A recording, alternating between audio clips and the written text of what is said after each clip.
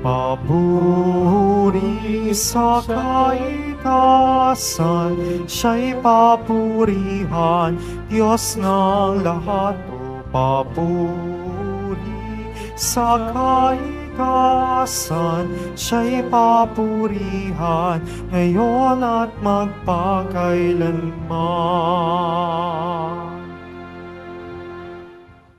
Sa ngalan ng Ama, at ng Anak, at ng Espiritu Santo. Amen. Ang pagpapala ng ating Panginoong Jesucristo, ang pag-ibig ng Diyos Ama, at ang pagkakaisa ng Espiritu Santo naway sumainyong lahat. At sumaiyo rin. Mga kapatid, nasa Miyerkules tayo ng 15 na linggo sa pangkaraniwang panahon. Isama natin sa misa natin ngayon ang mga intensyon para sa araw ngayon. Ang inyong mga intensyon kay nasa loob ng Basilica Minor at Pambansang Dambana ni Jesus Nazareno. Ang mga intensyon ng mga nakiisa sa atin sa pangitan ng live streaming through Facebook Live, YouTube, X at iba pang social media dito sa ating bansa at sa iba't ibang dako ng mundo. Idagagin natin ang ating mga intensyon para sa kapayapaan sa buong mundo. Mga kapatid, sa aklat ng Propeta Isaiah, pinalahanan tayo ng Panginoon na siya ang siyang tagapagbigay sa atin ng mga kagalingan at dapat na siya ay dapat kilanlin sapagkat siya ay nagbibigay ng parusa sa lahat ng mga gumagawa ng mga kasamaan, lalo na sa kanyang bayang hinirang. Sa ating Ebanghelyo ni San Mateo, sinasabi ng ating Panginoon na nagpasalamat siya sa Diyos na Ama na hindi napahayag ang mga bagay tungkol sa paghahari ng Diyos at sa paghirang sa Kanya na Mesiyas sa mga matatalino at may kaalaman bagko sa mga taong may tulad ng isang bata. Tayo ay tinatawag na ating kilalanin ang Diyos na gumagalaw sa ating buhay at tumatawag sa atin sa pagbalik loob at maging bahagi ng kanyang paghahari ng may pag-ibig. At sa mga sandali na tayo nagkukulang at nagkasala, lubulog po tayo sa Panginoong nagpapatawad ng lubos. Sinugong tagapagpagaling sa mga nagsisisi, Panginoon, kaawaan mo kami. Panginoon, kaawaan mo kami. Dumating na tagapag-anyayang ang mga makasalanan ay magsisi, Kristo, kaawaan mo kami. Kristo, kaawaan mo kami. Nakaluklok ka sa kanan ng Diyos Ama para ipamagitan kami. Panginoon, kaawaan mo kami. Panginoon, kaawaan mo kami. Kaawaan tayo makapangyarihang Diyos, patawarin tayo sa ating mga kasalanan at patnubayin tayo sa buhay na walang hanggan. Amen. Manalangin tayo. Ama naming makapangyarihan, nililiwanagan na iyong maasahang ilaw ang mga naliligaw na iyong pinapabalik sa daan para ikaw ay matagpuan. Ang mga kabilang sa nanalig sa iyong anak ay magkaroon ay pagkalooban mong makapagwaksi sa tanang salungat sa ngalang Kristiyanong sa iyo'y tinanggap upang ito ay talagang mapakinawa ng ganap sa pangitan ni Kristo kasama ng Espiritu Santo, magpa sa walang hanggan. Amen. Magsiupo muna ang lahat.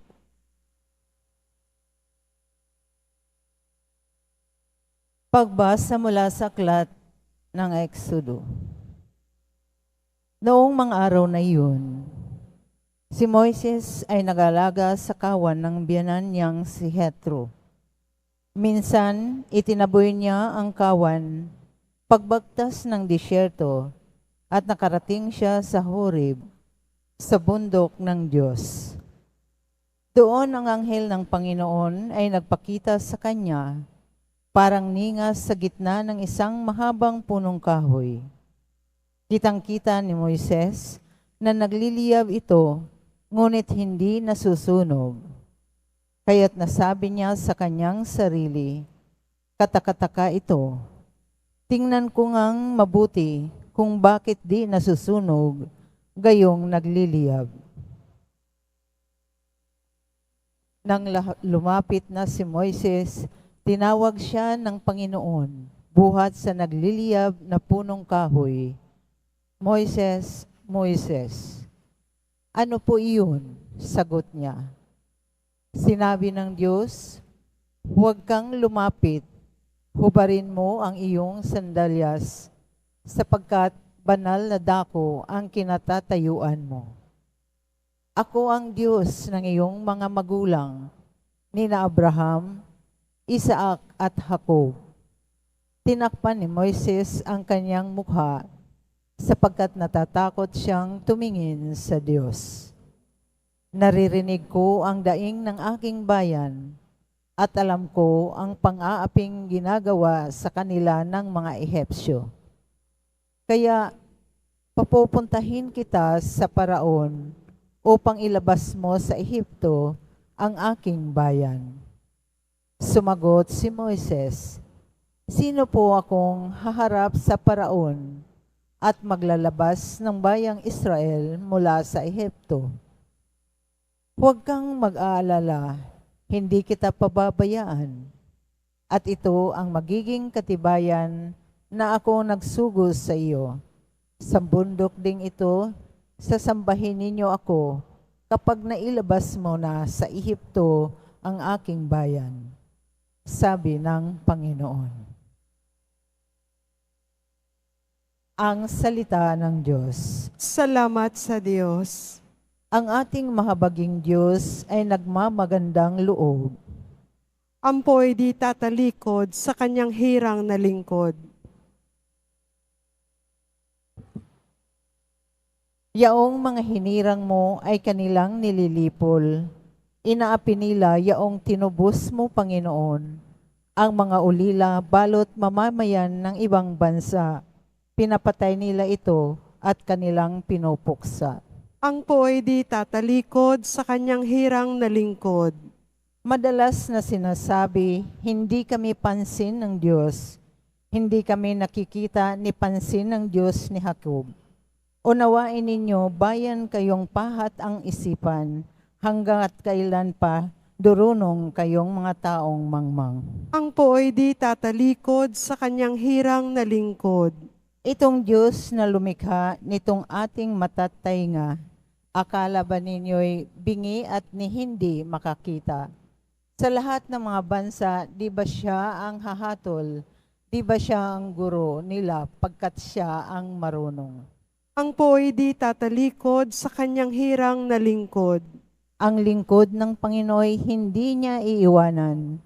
Iyong mga hirang niya'y hindi niya tatalikdan. Mababalik sa matuwid ang ganap na katarungan. Diwang ito ang susundin ng tapat ang pamumuhay. Ang po'y di tatalikod sa kanyang hirang na lingkod. Magsitayo na po ang lahat.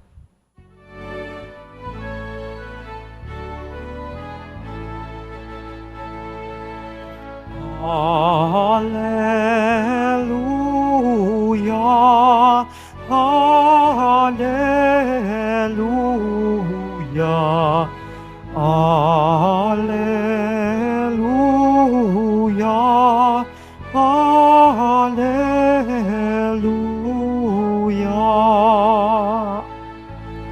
Papuri sa Diyos Ama,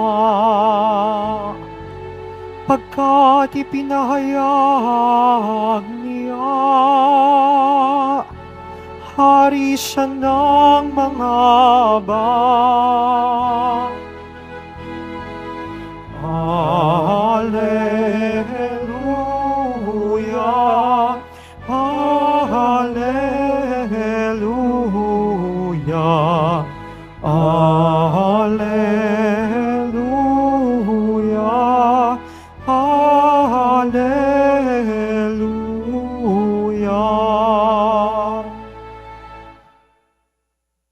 Sumainyo ang Panginoon. At sumaiyo rin. Ang mabuting balita ng Panginoon ayon kay San Mateo. Papuri sa iyo, Panginoon.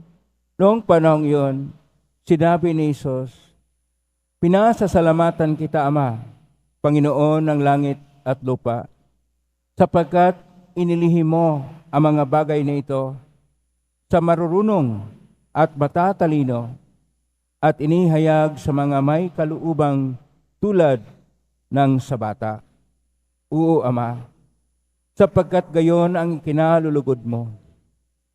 Ibinigay sa akin ng aking Ama ang lahat ng bagay.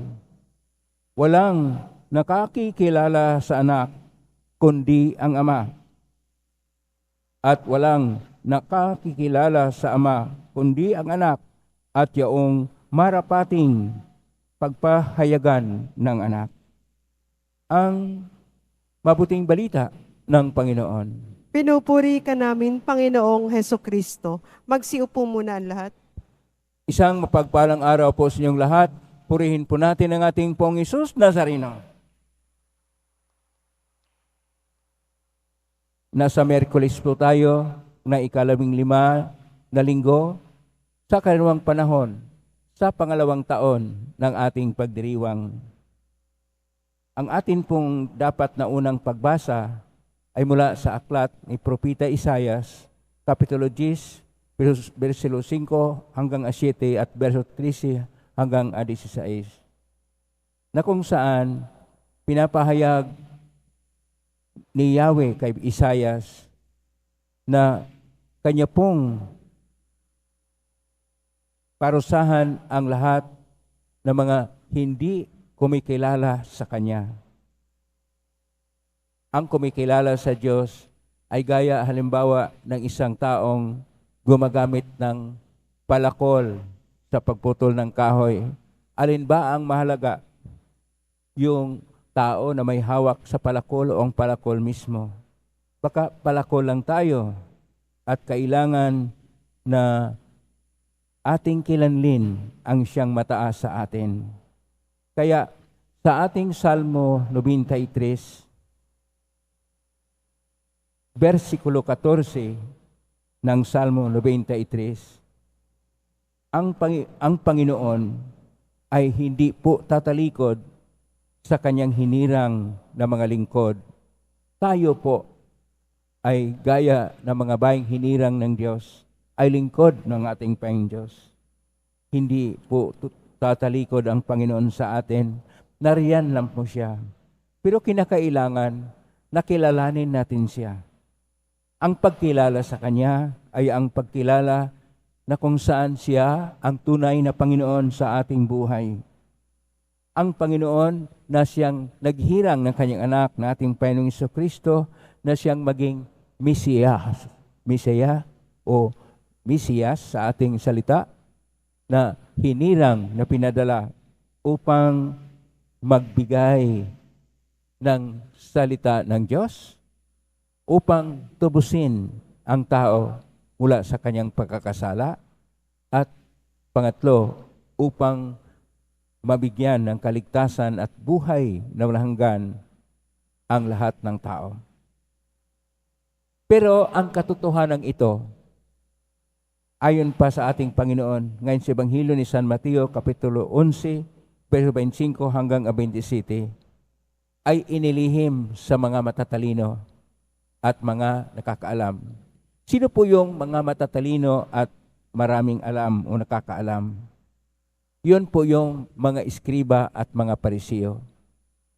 Ano po yung iskriba? Ang iskriba ay tinatawag na iskriba sapagkat sila yung nag-aaral sa salita ng Diyos.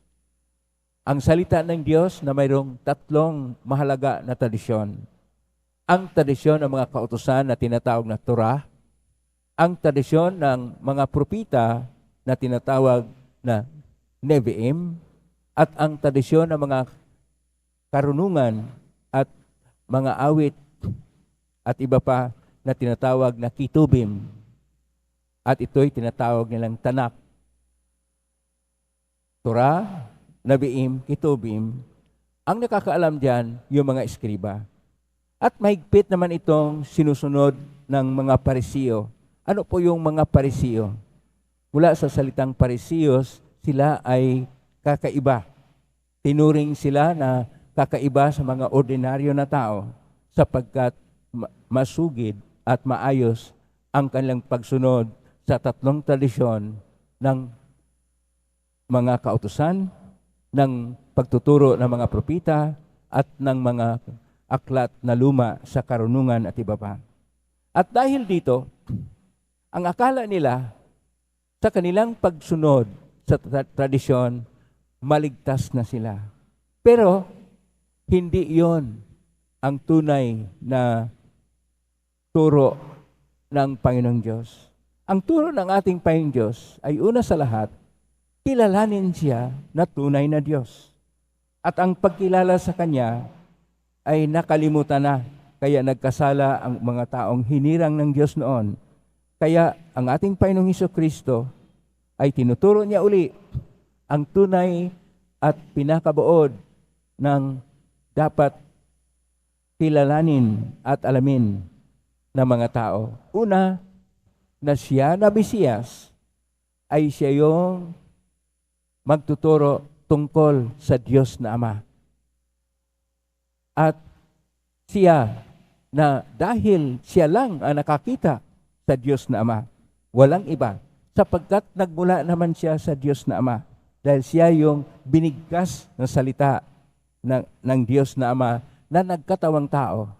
Siya lang ang may karapatan. Siya lang ang may tunay na batayan. Siya lang ang may totoo na pagtuturo tungkol sa Ama. Hindi yung mga tinuturo ng mga Parisiyo at mga Eskriba. Kaya sinasabi ng ating Panginoon ngayon, ito po yung background, sinasabi niya, pasalamatan kita, Ama, Panginoon ng langit at lupa, sapagkat inilihim mo ang mga bagay na ito sa marurunong at matatalino at inihayag sa mga kaluubang tulad ng sa bata. Sino po itong mga tinatawag na may kaluubang tulad ng sa bata? Ito po yung pinili ng ating Panginoong Hesus na mga apostol. 12 na mga apostol na mula sa ordinaryo na hanay ng tao. Hindi sila bahagi ng tinatawag na eskriba na maraming alam. Hindi din sila bahagi ng mga Parisiyo na tinuturing na mga malulunong. Sila ay mga ordinaryo lang na mga mangingisda. Sila ay tagapagtanggap ng buwis. Sila ay matulad nating ordinaryo na mga tao. At dahil dito, sinasabi ng ating Panginoon na hindi man katanggap-tanggap ng mga taong nagtuturo ng mga tradisyon, ito ay dapat nilang kilanlin na ibinigay ng Diyos na Ama ang lahat ng kapangyarihan, lahat ng karunungan, lahat ng tungkol sa kaluuban ng Diyos na Ama para sa kaligtasan ng lahat. At ito ang dapat tanggapin ng lahat ng tao. Tayo ngayon ay magpasalamat dahil mayroong ebanghelyo na tinuturo ng ating Panginoong Hesus. Pero ito ang tanong, alam ba natin lahat ang nakasaad doon sa ebanghelyo? Nagbabasa ba tayo? Maski siya tinatawag nating salita ng Diyos. Ito ang paalaala sa atin. Siguro marami tayong alam sa mga tradisyon. Siguro marami tayong nakukuha ng mga kaalaman dahil napakabilis ang ating mga teknolohiya sa panibagong panahon at mayroon tayong internet, mayroon tayong ganyan tungkol sa Facebook, tungkol sa TikTok, tungkol sa Instagram, tungkol sa lahat ng bagay na atin na pong makukuha ang lahat ng mga kaalaman. Pero hindi pala totoo na kaalaman sapagkat hindi tungkol sa Diyos, hindi tungkol sa kaligtasan natin, hindi tungkol sa kaibubuti natin at sa ating kapwa-tao, sapagkat tayo ay napalayo na sa tunay na kaalaman tungkol sa Diyos. Pero higit sa lahat, kahit ganito tayo, mahal pa rin tayo ng Diyos. Pakisabi sa katabi mo, mahal ka ng Diyos. Kaya kilalanin natin ang Diyos. Palakpakan natin ang Diyos na sa kabila ng ating mga kahinaan, siya ay hindi pa rin lumalayo sa atin. Tayo ang lumalayo sa Kanya. Babalik tayo sa Diyos. Kilalanin natin siya. tayo yung mga kulang pa sa karunungan na tunay tungkol sa Diyos ay ating alamin. Hindi sa pamagitan ng mga malalim na mga filosofiya at teolohiya, bagkos sa ating pag-ibig sa Kanya. Sapagkat kung ang tao iniibig mo ang iyong kapwa, makilala mo siya. Pag ibigin natin ang Diyos, makikilala rin natin siya ng tunay. Kaya nga sinasabi ni San Agustin, sinasabi niya, ako ay nananalig. Hindi siya nasasabing ako ay nag-aaral. At makikilala ko ang Diyos. At nang makilala ko ang Diyos, may ibigin ko siya ng tunay. At nung ibigin ko siya ng tunay, malaman ko ang kanyang pagka-Diyos. Yun ang kailangan natin. Ibigin natin ang Diyos at manalig sa Kanya at makikilala natin kung sino siya. At kung makikilala natin kung sino siya, isabuhay natin ang Kanyang kalooban. Maging tao tayo na may kabutihang loob at gumagawa ng mabuti, magkaroon ng magandang ugali at magandang tunguhin upang ang Diyos ay mapahayag sa ating buhay. Sapagkat kung napahayag ang Diyos sa ating buhay, ating nadala ang Diyos sa ating kapwa at ang ating kapwa na nakakilala sa Diyos ay ating naipalapit sa Diyos. At yun ang Ebanghelyo, ang pagdala ng mabuting balita sa ating kapwa na nilihim sa mga marurunong at mga matatalino, bagkos ipinapahayag sa lahat ng tao na mapagkumbaba, bukas ang puso sa pagtanggap sa Panginoon at sa pagmamahal sa Kanya. Amen? Purihin natin ang Diyos. Magsitayo na po ang lahat.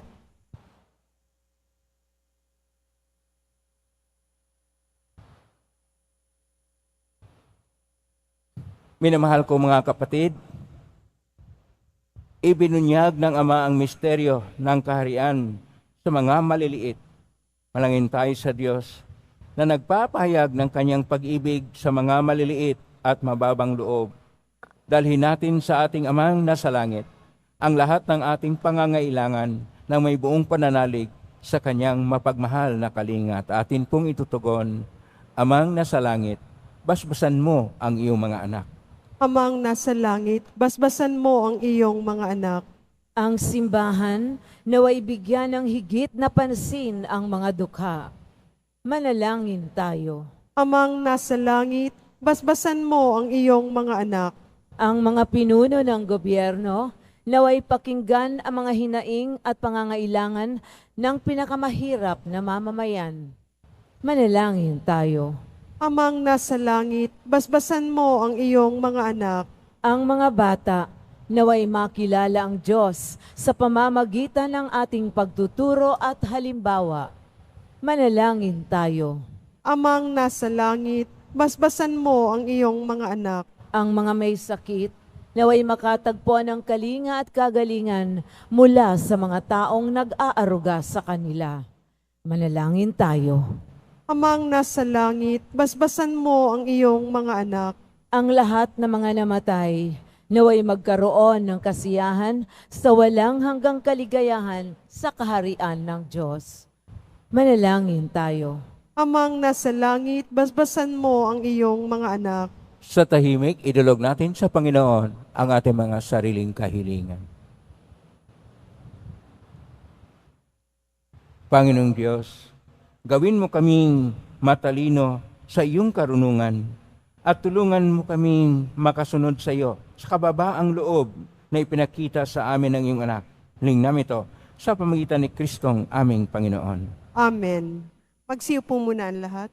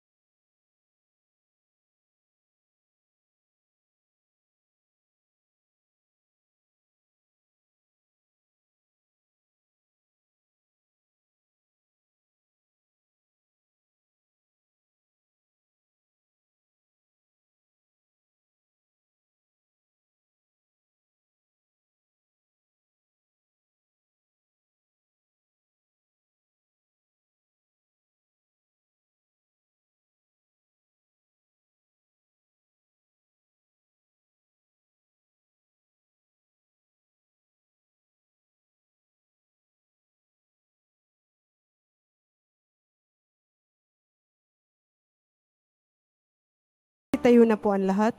Manalangin kapatid upang paghahain natin ay kalugdan ng Diyos Amang makapangyarihan. Tanggapin nawa ng Panginoon itong paghahain sa iyong mga kamay, sa kapurihan niya at karangalan, sa ating kapakinabangan at sa buong sambayanan niyang banal. Ama naming lamikha, tunghayan mo ang mga alay ng iyong sumasamong sambayanan at tanggapin mo ang mga ito para madagdagan ang iyong kabanalan sa mga nananalig na tunay sa pangitan ni Jesucristo kasama ng Espiritu Santo, magpa sa walang hanggan. Amen. Sumainyo ang Panginoon. At sumayo rin. Itaas sa Diyos ang inyong puso at diwa. Itinaas na namin sa Panginoon. Pasalamatan natin ang Panginoong ating Diyos. Marapat na siya ay pasalamatan. Ama namin kapanin, tunay marapat ni kay aming pasalamatan. Pinagbigyan mong ito'y aming maihayag, kahit nito'y walang anumang may daragdag, sa kadakilaang sa iyo ay likas.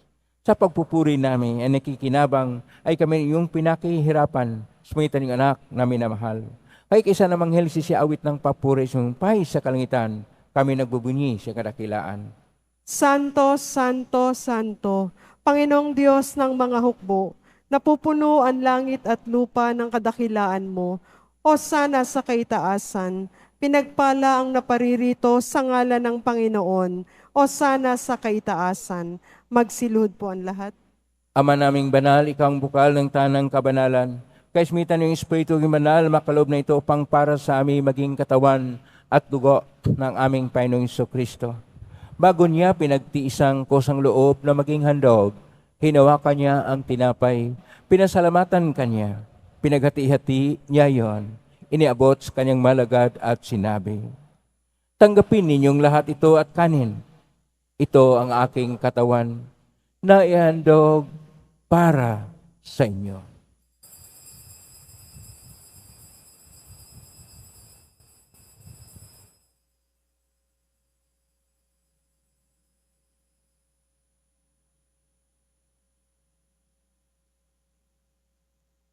Gayon din naman nung matapos ang hapunan, hinawakan niya ang kalis.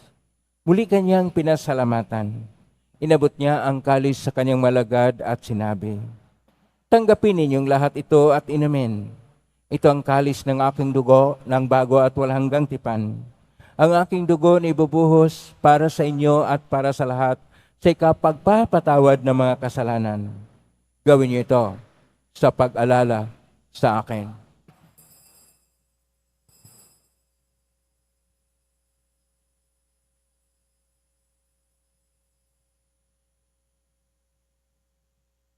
Magsitayo na po ang lahat.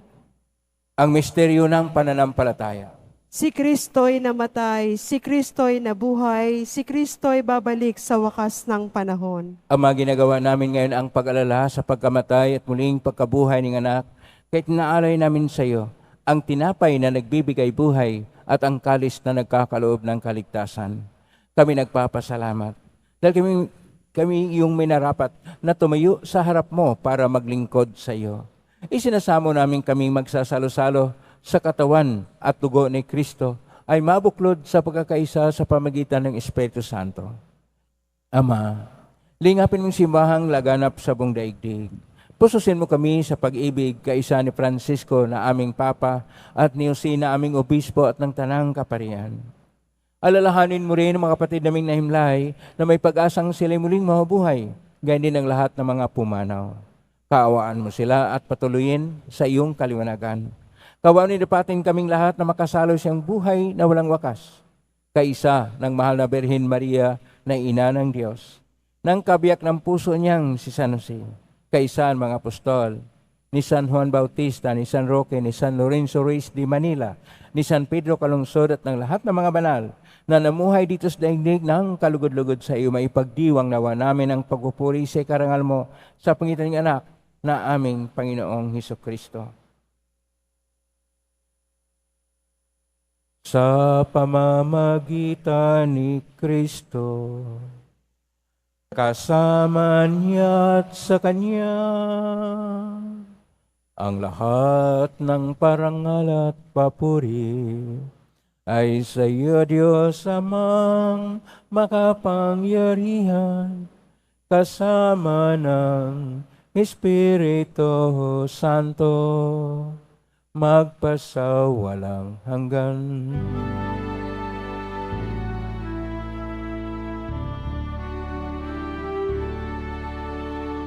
Amen. Amen. Amen.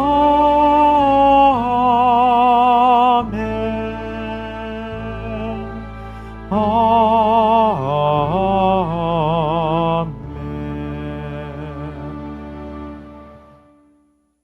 Sa tagubilin ng mga galing na utos sa turo ni Jesus na Panginoon natin at Diyos, ipahayag natin ng lakas loob. Ama namin, sumasalangit ka, sambahin ang ngalan mo. Mapasa amin ang kaharian mo. Sundin ang loob mo dito sa lupa para nang sa langit.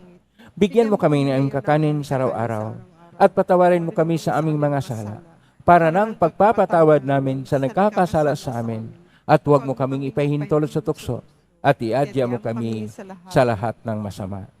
Hinihiling namin kami iadya sa lahat ng masama. Pagkalooban ng kapayapaan araw-araw, iligtas sa kasalanan at tersalat ng kapahamakan, samantalang aming pinanabikan ang dakilang araw ng pagpapahayag ng tagapagligtas naming si Jesucristo. Sapagkat iyo ang kaharian at ang kapangyarihan at ang kapurihan magpakailanman. Amen. Panginoong Jesucristo, sinabi mo sa mga apostol, kapayapaan ang iniiwan ko sa inyo, ang aking kapayapaan ay binibigay ko sa inyo. Tunghayin mo ang panampalataya at huwag ang aming pagkakasala. Pagkalooban mo kami ng kapayapaan at pagkakaisa ayon siyang kalooban, kasama ng Espiritu Santo, magpa sa walang hanggan. Amen. Ang kapayapaan ng Panginoon ay laging sumainyo. At sumayo rin. Magbigayin kayo ng kapayapaan sa isa't isa. Kapayapaan. Kordero ng Diyos na nag-aalis ng mga kasalanan ng sanlibutan, maawa ka sa amin. Kordero ng Diyos na nag-aalis ng mga kasalanan ng sanlibutan, maawa ka sa amin. Kordero ng Diyos na nag-aalis ng mga kasalanan ng sanlibutan, ipagkaloob mo sa amin ang kapayapaan. Magsiluhod po ang lahat. Ito ang kordero ng Diyos. Ito ang nag-aalis ng mga kasalanan ng sanlibutan. Mapalad ang mga inaanyayahan sa piging ng kordero. Panginoon, hindi ako karapat-dapat na magpatuloy sa iyo, ngunit sa isang salita mo lamang ay gagaling na ako. Katawan ni Kristo. Amen.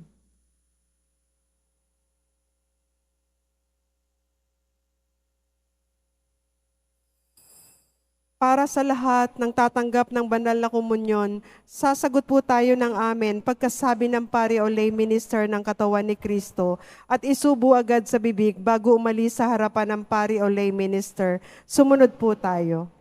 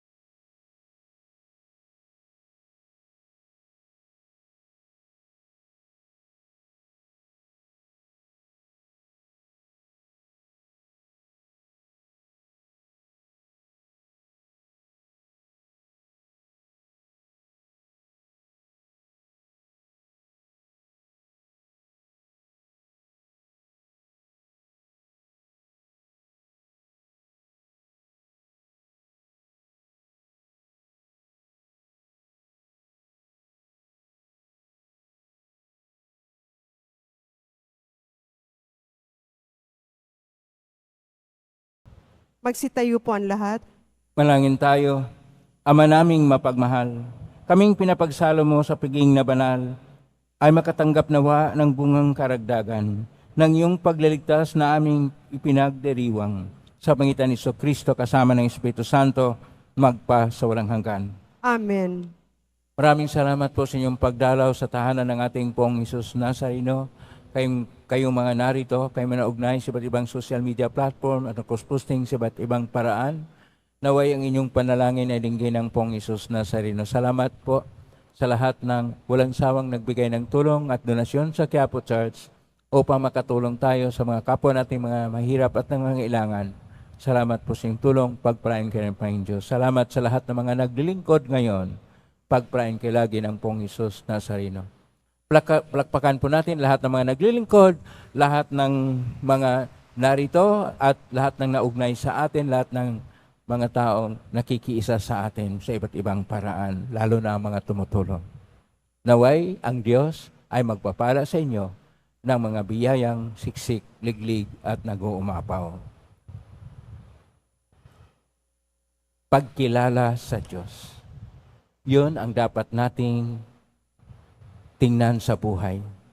At makilala natin siya kapag tayo'y nabuhay ayon sa kanyang kalooban, na ang pagmamahal niya ay napahayag natin sa ating pag-ibig o pagmamahal sa ating kapwa-tao.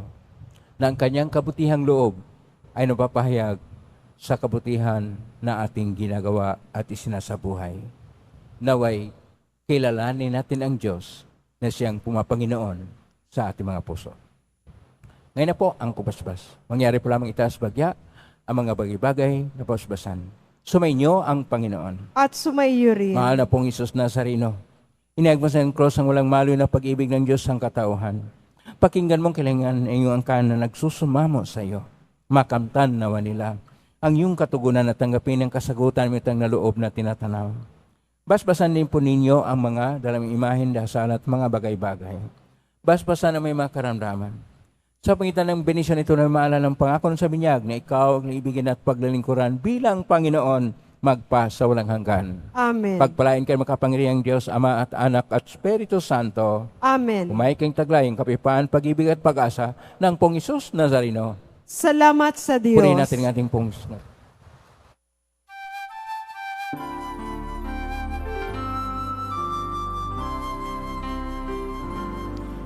Nuestro Padre Jesus Nazareno, sinasamba ka namin, inipintuho ka namin, aral mo ang aming buhay at kaligtasan. Nuestro Padre Jesus Nazareno, iligtas mo kami sa kasalanan.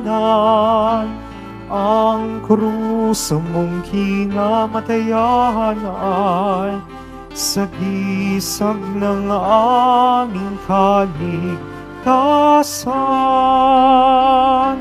Nuestro Padre Jesus Nazareno, dinarangal ka namin. Nuestro Padre Jesus Nazareno, niluwalhati ka namin. Nuestro Padre Jesus Nazareno, dinarangal ka namin. Nuestro Padre Jesus Nazareno, niluluwalhati ka namin.